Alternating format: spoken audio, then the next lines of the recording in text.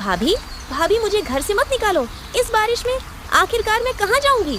लेकिन वो उसकी एक नहीं सुनती और उसे घर से निकाल देती है। आरती बारिश में बचते हुए एक पेड़ के नीचे खड़ी हो जाती है और सारी रात उसी पेड़ के नीचे बैठकर रोती रहती है। ऐसे ही अगली सुबह हो जाती है।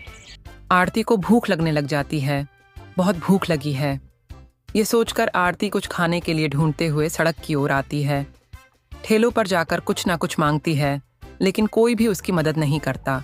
कुछ देर बाद वह एक बूढ़े बाबा के ठेले पर पहुंचती है, जो कि पकौड़े बनाकर बेच रहा था।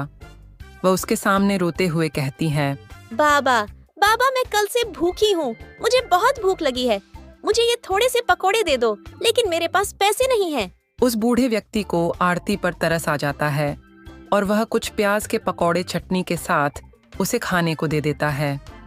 आरती को उन पकौड़े को देखकर वह बात याद आ जाती है कि कैसे एक पकौड़े के पीछे उसकी भाभी ने उसे घर से निकाल दिया। क्या हुआ बेटी, तुम रो क्यों रही हो? अभी तो कह रही थी कि बहुत भूख लगी है। आरती रोते हुए उसे सारी बात बताती है। बेटी, तुम जवान लड़की अकेले कहाँ भटकोगी सड़कों पर? इससे तो बेहतर होगा तुम इस गरीब की झोपड़ी में चलकर रहो, मेरी बेटी बनकर। ऐसे ही कुछ दिन बीत जाते हैं। अब आरती उस बूढ़े बाबा के घर पर रहकर उसके खाने का ध्यान रखती, लेकिन एक रोज बूढ़े बाबा की तबीयत खराब रहने लगी। इसलिए अब उनकी जगह आरती उनके पकौड़े का ठेला संभालने लगी।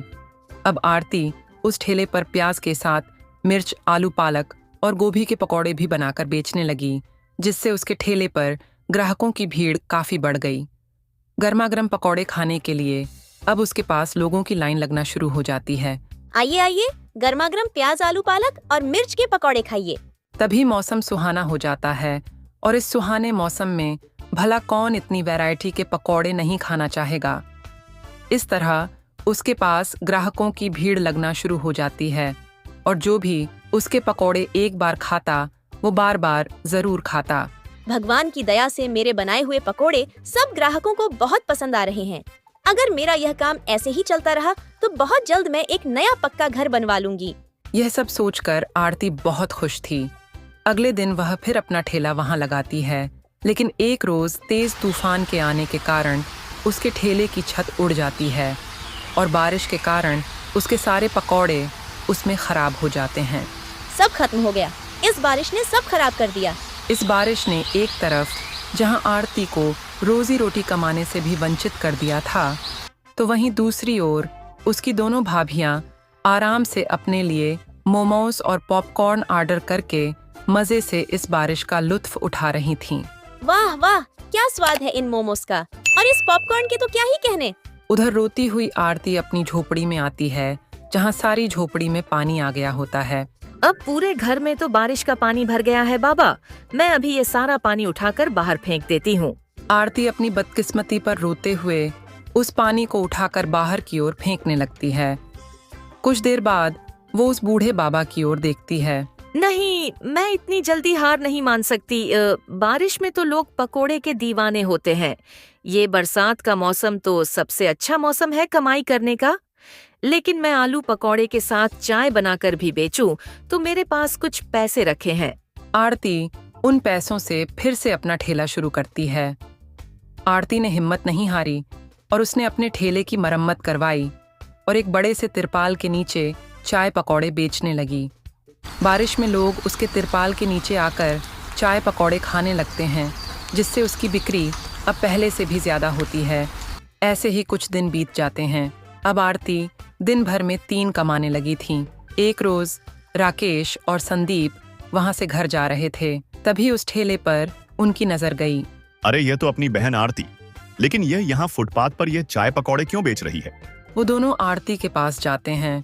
अपने भाइयों को देख आरती फूट फूट कर रोती है। भैया, आप मुझे छोड़कर क्यों चले गए थे? देखो, आपके बिना मेरी हालत कैसी हो गई है। लेकिन बहन, तुम्हारी यह हालत कैसे हुई? इसके बाद आरती सारी बात अपने दोनों भाइयों को बताती है। राकेश और संदीप गुस्से में घर आते हैं। मोहिनी, ओ मोहिनी, कहाँ हो तुम? लौट आए आप लोग, आप रुको, मैं अभी पानी लाती हूँ। लेकिन तुम क्यों लाओगी? वो आरती कहाँ है? उससे कहो। अब हम आपको क्या ही बताएं? उसने तो हमारी नाक ही कटवा दी। वो तो किसी लड़के के साथ भाग गई है। ये सुनते ही राकेश ने मोहिनी को जोरदार थप्पड़ मारा। शर्म नहीं आती, झूठ बोलते हुए हैं। दो दो भाइयों के होते हुए भी आज हमारी बहन को ना जाने कैसे कैसे अपना पेट पालना पड़ रहा है। हैं, सुन लो, तुम दोनों के लिए अब हमारे घर में कोई जगह नहीं है, निकल जाओ यहाँ से। उन दोनों भाभियों को अपनी गलती का एहसास हो जाता है और वो अपनी ननद से माफी मांगते हैं। इसके बाद आरती अपनी दोनों भाभियों को माफ कर देती है, जिसके बाद वो उस बूढ़े काका को भी अपने घर ले आती है। अब वो अपने पकौड़े के बिजनेस को और भी आगे बढ़ाती है।